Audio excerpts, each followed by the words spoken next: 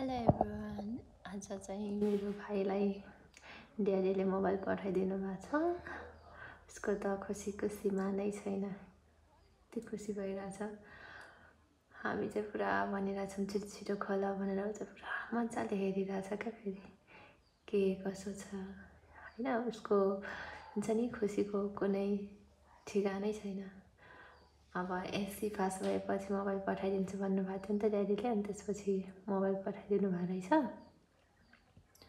त्यसपछि हामी चाहिँ भन्छौँ अन गर भनेर। ऊ चाहिँ पुरा के रहेछ यो भित्र, एक गरी चार्जर, त्यो के भन्छन् एयरफोन, त्यो सबै चेक गरिरहेछ क्या। हामी चाहिँ भन्छौँ त्यो छिटो अन गर होइन। अन गरेर फेरि यतापल्ट भन्छ, ऊ चाहिँ उतापल्ट आएर, अनि म र बहिनी दुवैजना फेरि उसलाई कराइरहेको।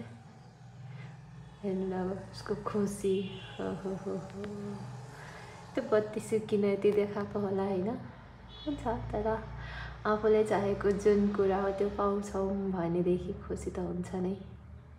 वाउ।